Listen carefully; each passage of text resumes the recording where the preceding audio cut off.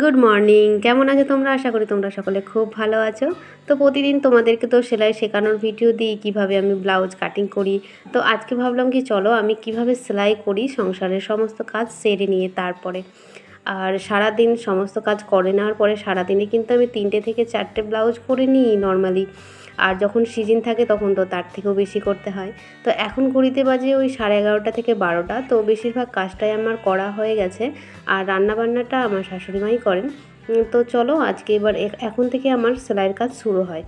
তো তারপরেই দেখো স্নান টান করে নিয়েছি, বুঝতেই পারছো। তো এত কাজের চাপ আছে এখন, এই সপ্তাহের জন্য প্রচুর কাজের চাপ। এদিকে ব্লাউজ তো আছে, তারপরে চুড়িদার, নানান কাজে কিন্তু মানে মাথাটা ঠিক নেই, মানে কি কোথা থেকে শুরু করব কিছু বুঝতে পারছি না।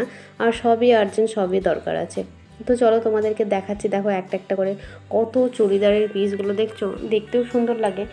আর কী বলো তো, যখন কাজ থাকে না তখনও ভীষণ মন খারাপ করে, কি কাজ নেই, ভালো লাগছে না। যেহেতু আমরা সারাক্ষণ কাজ করে থাকছি, প্রায় 15 বছর ধরে একই রকমভাবে কাজ করছি, সেখানে কাজ না থাকলেও মন খারাপ করে। আর কাজ যখন খুব থাকে তখনও কিন্তু মাইন্ডটা ঠিক থাকে না, তখনও খুব বিরক্ত লাগে এক এক সময়।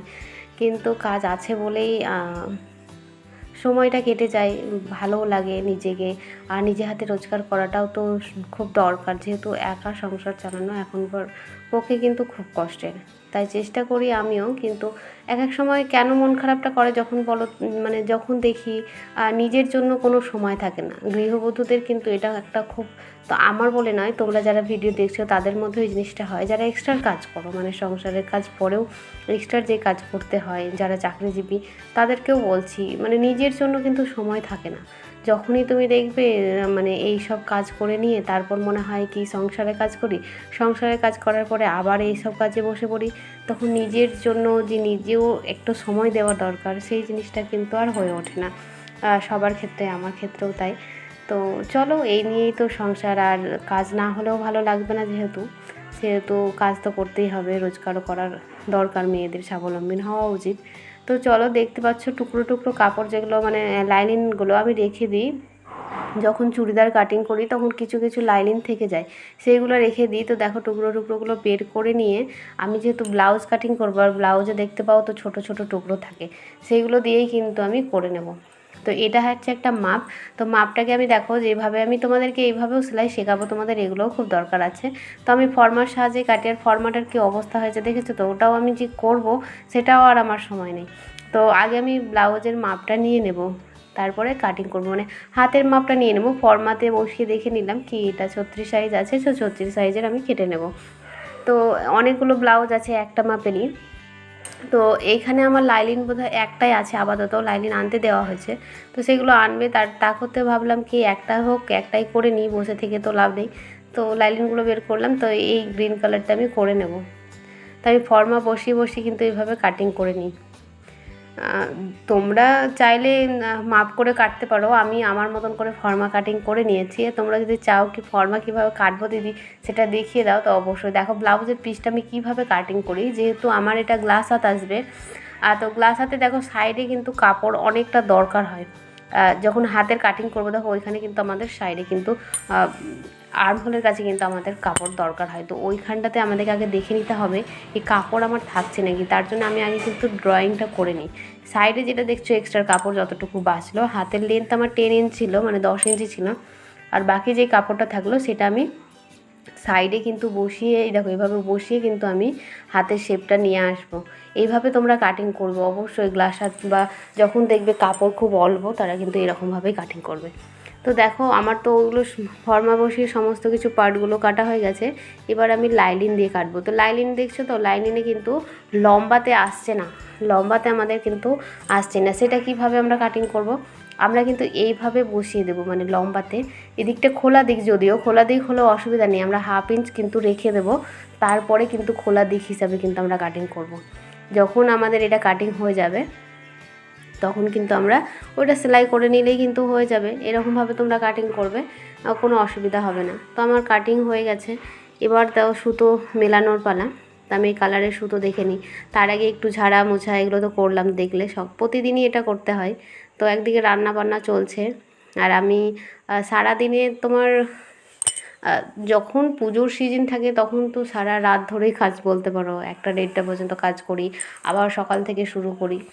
তো এখন যেহেতু অতটা মানে একদম খুব ইয়ে নেই, সিজন নয়, কিন্তু কাজের কিন্তু চাপ ভালোই আছে। তো সবসময় কাজ থেকেই যায়। আমি ভেবেছিলাম নতুন জায়গায় এসে হয়তো কাজের সেরকম চাপ থাকবে না, কিন্তু ভগবানের ইচ্ছে সেটা তো বসে থাকার মতন সময় নেই এখন আপাতত আমার হাতে। তো আমি সুতোটাকে জড়িয়ে নিচ্ছি। তোমরা কি মেশিন চালাতে শিখে গেছো, না এখনও শেখোনি? তো যদি না শিখেছো, যারা নতুন সেলাই শিখছো তাদেরকে বলছি অবশ্যই সেলাই মেশিন কিন্তু চালাতে শিখতে হবে। আর তার জন্য ভিডিওটা আমার দেখে নিও, আমার চ্যানেলে তো দেওয়াই আছে, তোমরা দেখে নিও কীভাবে মেশিন চালাতে হবে। প্রথমত মেশিন চালাতে আমারও খুব ইচ্ছে থাকতো, নতুন নতুন যখন সেলাই শিখতে শিখেছি কী মজাই না লাগতো মেশিনে বসতে, বসতে যদি পেতাম। অনেকে ছিল তো সব দিন বসতেও পেতাম না, তো খুব মানে রাগও উঠতো, সবাই আমাদের আগে বসে পড়তো। তো একটা ভয় ছিল কি মেশিন চালাতে পারবো তো, এরকম মনে ছিল। কিন্তু মেশিন চালানোটা কোনো ফ্যাক্টর নয়। আমি যে স্টুডেন্টদেরকে শেখাই ওদের মধ্যেও একটা প্রশ্ন থাকতো সবসময় কি মেশিন চালাতে পারবো তো, মেশিন চালাতে পারবো তো, এরকম।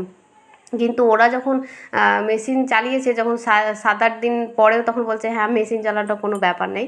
এখন স্টুডেন্টরাও বেশ ভালোই কাজ করছে, খুব ভালো লাগে ওদের কথা শুনে বা ওদের হাতের কাজ থেকে। তো অবশ্যই যখন আমার কাছ থেকে শিখে কেউ যদি ভালো কিছু করে তো শুনতে তো সেটা ভালো লাগবেই। আর হয়তো আমার স্টুডেন্টরা ভিডিওটা দেখছে, তাদেরকে বলছি ভালোভাবে কাজ করো, ভালো মন দিয়ে কাজ শেখো, ভবিষ্যতে অবশ্যই উন্নতি করবে। এটাই বলবো, ভালো বড় হও, আরও অনেক অনেক বড় হও। তো আমিও চলছি নিজের তে। আর নতুন জায়গা তো আমারও কিন্তু এখানে একটা নতুন চ্যালেঞ্জ বলতে পারো। তো নতুন করে আমিও শুরু করব। আমিও ভাবছি একটা দোকান মানে সেলাইয়ের জন্য এরকম একটা করব। তো দেখা যাক কী হয়। তো দেখো আমার গল্প করতে করতে কিন্তু আমার পটিটা লাগানো হয়ে গেছে। আর এখানে আমি যে ভয়েস দিয়ে তোমাদের সঙ্গে কথা বলবো সেটা কিন্তু প্রচুর চারিদিক থেকে আওয়াজ আসছে। আর জানালার সামনে মেশিন, বুঝতে পারছো, প্রচুর আওয়াজ আসছে। আর এই দেখো সেলাই করতে করতে দেখি সুতোটা, এই দেখো একদম পুরো ছিঁড়ে গেছে, আর মেশিনের চাকা ঘুরছেই না। অনেকে বলো না কি মেশিনের চাকা কেন ঘুরছে না, টান হয়ে যায়, অনেক সময় এই কারণে হয়, দেখো ঘুরছেই না, এত টান হয়ে গেছে। কেন কি বলো তো, সুতোটা কিন্তু আমাদের ঢিল হয়ে গেছে, ওই কারণে কিন্তু আমাদের সুতোটা কিন্তু ঘুরছে না। তো আবার সেই সময় মানে কি বলবো, আমার কাছে সুতো খুলে আবার লাগাতে হয় না, তো খুব একটা বড় টাপ, আমার কাছে খুব বিরক্তির একটা কাজ। তো খুব কষ্ট করে আমি এরকমভাবে এখন জড়িয়ে আপাতত রাখলাম, এই কাজটা আমার হাজব্যান্ডই করে। তো দেখো তারপরে আবার এখন সন্ধ্যের সময়, অনেকটা পরে আবার তোমাদের সামনে এলাম। তো ওই ব্লাউজটা তো হয়ে গেছে, তার আগে 3টে ব্লাউজ হয়ে গেছে, এটা 4 নম্বর চলছে এখন সন্ধ্যের সময়। তো এই ব্লাউজটা করছি। আর দেখো সন্ধ্যে লেগে গেছে, অন্ধকার অন্ধকার মুখ, আর একটু ঠান্ডা ঠান্ডা আছে। আর এই হাতাটা দেখো কীরকম হবে বলো তো, এটাকে কী হাতা বলে বলো তো? অনেকে অনেক রকম বলে, আর এখন তো নর্মালি সবাই ঘটি হাতাই বলে, তাই না? তো এটাকে করব কিন্তু গ্লাস হাতার সঙ্গে, তোমাদেরকে দেখাবো পুরো সেলাইটা করে। তো এই হাতাটা আমি প্রথমে আগে তোমার কুচি দিয়ে নিয়েছি। কুচিটা কি বলো তো, আমরা প্লেট করে করে কুচি দিইনি, জাস্ট জড়ো করে করে যেরকম কুচি হয় না সেরকমভাবে। তো দেখো আমার হাতাটা কিন্তু কমপ্লিট হয়ে গেছে, এইভাবে আমাদের কিন্তু হাতাটার স্টাইলটা হবে। এটা একটা বিয়ের মানে বেনারসির যে 20 তারিখ বিয়ে আছে না, সেই বিয়ের কিন্তু বেনারসি, এটা কিন্তু আমার গ্রামের বাড়ি থেকে এটা আমাকে দিয়েছে বানাতে। তো এটা করে দিতেই হবে, বিয়ের কাজ বুঝতে পারছো, আগে বিয়ের, তারপরে বিয়ের আশেপাশে যারা আছে তাদের। তো আগে কোণেরটা করে দিতে হবে, তো আগে কোণেরটা কিন্তু আমি কমপ্লিট করে নিয়েছি। তো এটা আমার 4 নম্বর হয়ে গেল। এবার কি করব বলো, রাত্রে এবার হবে তোমার হুক, দেখতে পাচ্ছ না, হুক হেম এই জিনিসগুলো কিন্তু আমাকে রাত্রে বসে বসে করতে হয়। এটা অনেকটা, আমার হেল্পার বলতে কেউ নেই, আমি একাই পুরো কাটিং থেকে সেলাই থেকে হাতের কাজ থেকে সমস্তটা কিন্তু একা হাতে করতে হয়। তাই খুব একটা মানে কষ্টের হয়, কিন্তু কিছু করার নেই। দেখো 4টে আমার ব্লাউজ কিন্তু হয়ে গেছে। তো এগুলো আমি হেম অনেকটাই করে নিয়েছি, ঘাটিগুলো পরে আবার করে নেবো রাত্রে, রাত জেগে। তারপরেও আবার একটা কী করতে হয় বলো তো, একটা শাড়িতে আমাকে ফলস লাগাতে হবে, সেই শাড়িতে ফলস লাগাবো। তারপরে তখন এই হুক ঘাটি করবো, খাওয়া দাওয়া করে তারপরে রাত্রে যখন ঘুমাই তখন দেখো এখন সবাই খাওয়া দাওয়া করে শুয়ে পড়েছে, আমি শুরু করে দিলাম হুক ঘাটি লাগাতে।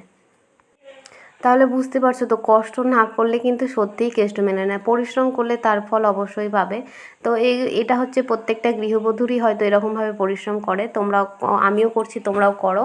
তো আমার এই রকম ধরনের ভিডিও তোমাদের কেমন লাগছে অবশ্যই কমেন্ট করে জানাবে। তোমাদেরকে যদি এরকম টাইপের ভিডিও ভালো লাগে তাহলে আমার ভিডিও দিতে কিন্তু আমি এরকম ধরনের তোমাদেরকে ভিডিও দেবো মাঝে মাঝে। অবশ্যই সেলাই শেখাবো তো বটে, তোমরা যেটা কমেন্ট করে বলবে কি দিদি এটা শেখাও, অবশ্যই শেখাবো। তার মধ্যে মধ্যে আমি এরকম টাইপের ভিডিও দিলে আশা করি তোমাদের ভালো লাগবে।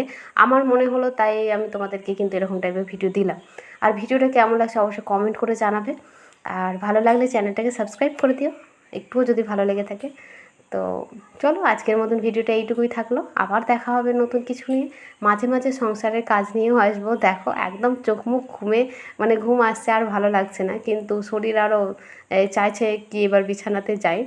তো যাই হোক, এইভাবে কিন্তু ডেলি আমার চলে, একদম অল টাইম, সব মানে প্রতিদিন, মানে বছরের প্রত্যেকটা দিনই। মাঝে মাঝে যদি কোথাও ঘুরতে বেড়াতে গেলাম তবেই, তাছাড়া বাড়িতে থাকলেই কিন্তু ডেলি। তারপরে তো বাচ্চা আছে, তার পড়াশোনা, নানান রকম চাপ কিন্তু থেকেই যায় একটা মহিলার মধ্যে, তাই না? কী করবো বলো, এই নিয়েই জীবন, এই নিয়েই চলতে হবে।